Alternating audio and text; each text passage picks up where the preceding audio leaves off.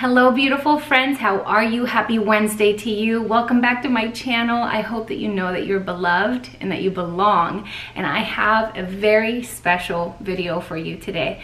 My name is Libier and I make videos most every week about faith, beauty, and lifestyle, and it is my joy to help you in your everyday life.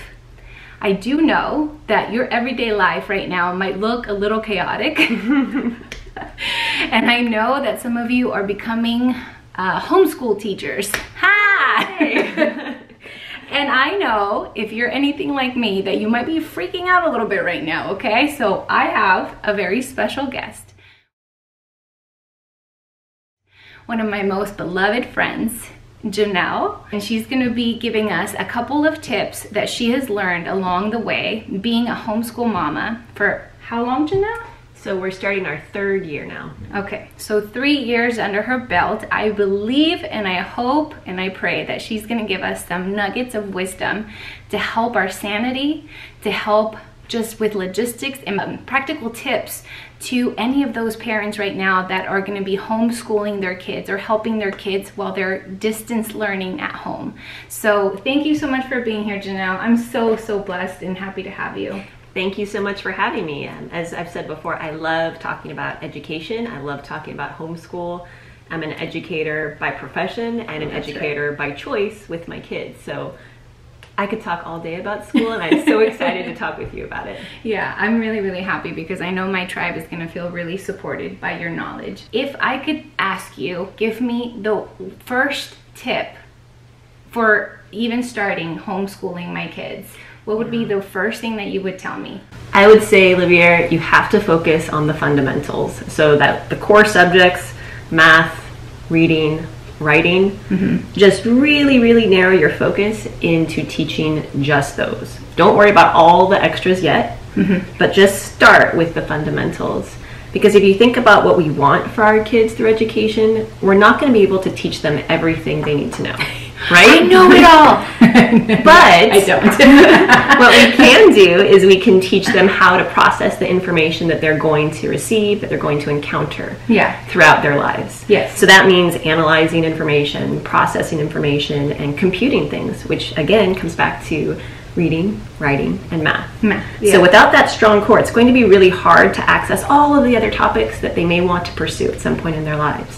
So you have this amazing opportunity right now to really focus on those skills at whatever level they're already at. It doesn't matter about their specific grade anymore, because guess what? You're their one-on-one teacher. So you can really hone in on where they are and keep them moving.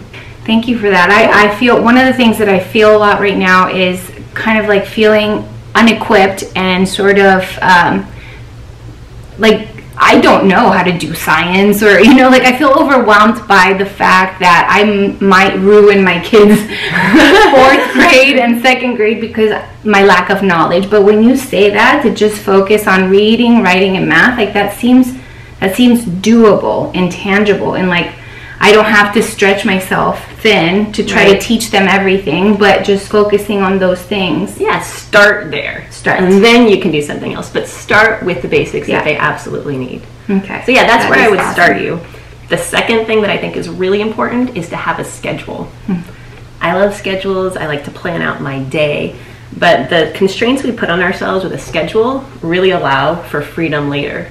So if I know, and if my kids know what the day is going to look like, they know generally when we eat breakfast, generally when we do math, when we do reading, writing, and whatever else comes in the day, it frees us up so that we're not always thinking and guessing about what comes next. So it really gives us the freedom to move more effortlessly through our days. So a schedule is definitely something that you would say is super important. Yes, and a loose schedule, right? So it shouldn't be, it's 8:31, we were supposed to start 1 minute ago. But just in general, like where are we supposed to be during this time of the day? So a schedule that you hold loosely. And so something that I wanted to ask you is, so when you make your schedule, do you tend to go for those 3 fundamentals first so that you just get them in? Great question. So we have our morning time where we try to sit around the table and either read the Bible or do some type of devotional as a whole family. But from there, our academic day really starts with those 3 things: math, reading and writing. Okay. Some days that's all we get in, and I call it a win, because we focused on those fundamentals. But we absolutely start there. One, because they're essential. Two, when we started homeschooling my 6-year-old, Ori was saying that she hated math, which was not okay, right? To be a 6-year-old and hate math, because you need it so much, and it is so foundational to so much more that she was going to learn. So we try to do that first when we're fresh and focused. If it's the opposite, if your child loves math and really struggles with reading, maybe think about starting there. Start at the beginning, start with what they're, what you know might require the most of your patience. I'm going to be honest. I have a lot of parents say that they don't have the patience to homeschool. No, I felt that already. I'm just like, how am I going to do this if I can't even just for a second? So, but yes. But the truth is, I don't think anyone has the patience to homeschool. It's a God-given gift to keep going. So pray up, everybody. Yes, that is super. I mean, if you think about it, praying will help. I know God will help to give guidance and wisdom for that. I want you to tell them, Janelle, please, how many kids you have and what grades you're at right now. Sure. So I have 3 kids, and this is the first year officially homeschooling all of them, right? So my oldest is 8, going into 3rd grade. I have a 6-year-old going into 1st grade, and I have a 4-year-old who's going to be in TK. Aww. So he's been, an unofficial homeschooler, but this is his first year that, he has like curriculum. Right. He's so excited about his workbooks. But those 3 kids. I do still work part-time in education, doing consulting for various districts, but this more and more is really my job. My homeschool, your job, and you do it as for your family as well. I have 2 girls, one going into 4th grade and the other one going into 2nd grade. I know for me, sometimes I struggle with, I always tell people I'm a recovering perfectionist, so I want to have everything just look perfect, but it's not. Nothing's perfect. Aside from Jesus, nothing is perfect. And if you are in this season, that means that you have the strength to do what you need to do, and God will give you the strength one day at a time. Absolutely. But it's really helpful when in times of not knowing how to do something to focus in on just a couple of things. So if you were to give me the 3rd tip, what would that be? So after fundamentals and the schedule, I think the 3rd one's pretty fun, which is if you have those in place, you can pursue something that interests you and your kids. Just adding that one other thing. It can be academic, it could be science, it could be social studies, it could be art, it could be a foreign language, but it could be something that excites you. So you love gardening. Yes. You could do that with your kids. But you would be so excited. And the secret is your kids will reflect that enthusiasm and that excitement. As I said before, we can't teach them everything, but we can teach them how to learn, and we can help them to love learning. And they will love learning if they see that you are loving to learn. Oh, you're going to make me So whatever that is, right? Gardening, it could be robotics, it could be, learning art together. We've learned all sorts of crazy things just because that's what interested us at the moment. But you can add those things if you have a strong core and a schedule to get you through that. So. My gosh. My heart, she's making me cry. Aww. I feel like this is an awesome opportunity, for some of us to really hone in. I love to learn. I'm 36, and there's like not one day that I want to be able to learn so much, and I want my kids to feel that love and that passion for learning. So I love what you said, like teach them how to love to learn, but you can only do that through teaching them something that excites you. Because I'm not excited about science or books. I love science and I respect it so much, but that doesn't bring me joy. Like I want to teach them how to bake. I want to teach them how to DIY. Like teach them creative arts. Like that's my jam. And when I'm in that, I feel like so encouraged and inspired, But so that I am excited to do that. It was just the thought of I'm not good enough to teach them math or like 4th grade math. Like I'm like, I don't know 4th grade math. Give me a calculator. But I think it's more just staying true to just those 3 things, like you said, to start off with. Building a good schedule, like you said, whatever that looks like. Because we were talking too, the schedule doesn't have to be like regimented Right. by anybody else, but you have an awesome opportunity. Can you speak to that of like a creative schedule? Absolutely. So this year we've been working on kind of this schedule of 3s. So we have like 3 intense days, and I say intense, it's really about 3 hours of school per day. Oh. And then we have a did day. you hear that? Yeah, 3 hours. Another homeschool secret. It does not take as long as a normal school day. And this is coming from a former classroom teacher. Wow. And someone who works in schools a lot. But you have this one-on-one, maybe one-on-two, however many kids you have, opportunity, and it's not going to take you all day to get through the same amount of material. Awesome. Yeah. So you have this freedom. So we usually have about 3 intense days, about 3 hours of work. We're usually done before lunch. Yeah. And then we do some fun things after that. But on that 4th day, we've had this routine going where we just push the schedule aside. And that's one of the great things about a firm schedule. You know it so well. And then you just spice things up by abandoning the schedule every once in a while, right? Yeah. So we have these like theme Thursdays where we just do something different. Yeah. You know, we've had days where they dressed up like explorers, or they dressed up like princesses. I've got 2 girls. We do a lot of princess things. Yeah.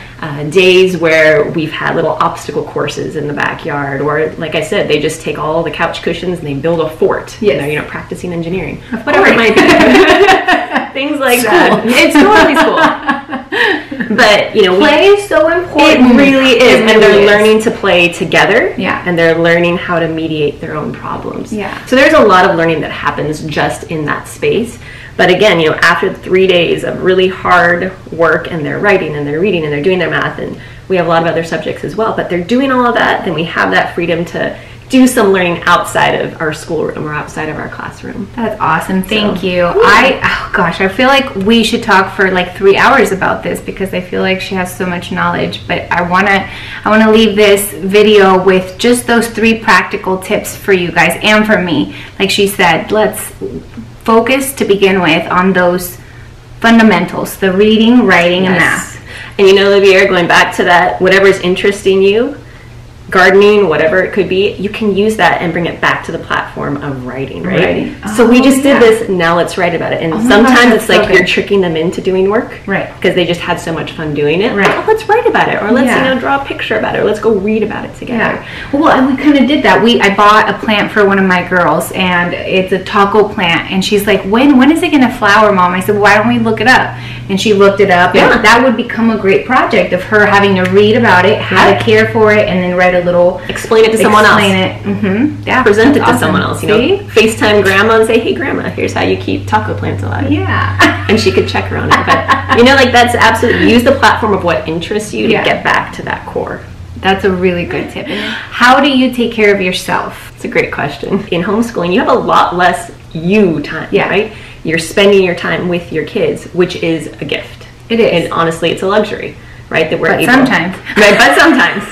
No, it is sometimes. Yes, but sometimes I say, you're going to eat lunch here and I'm going to be over there. Yes. Because even as a classroom teacher, you didn't have to eat lunch with the kids every day. Right. Almost never. You had that break. Right.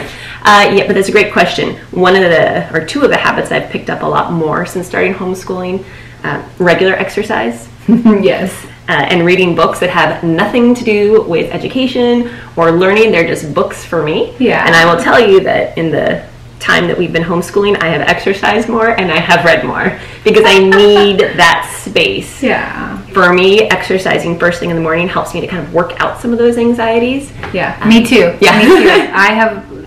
I used to not work out at all, and for the past 2 years I've learned that working out has very little to do with just an image. It has so much to do with our mental health. The 2 habits that have helped me a lot. Oh, that's wonderful. I'm so incredibly grateful for you, Janelle. Thank you for coming to our channel and giving us so much wisdom. I really hope that these tips have helped you and blessed you as much as they have blessed me. I'm gonna cry a lot later on, so I'm not boring you guys with my tears, but this has been a source of like a lot of stress for me, so I know you out there might be feeling very similar. So we're in this together. We're going to learn from each other, and we're going to just hold each other up in prayer. We're going to be praying for you guys, and we have been, and we will continue to do so.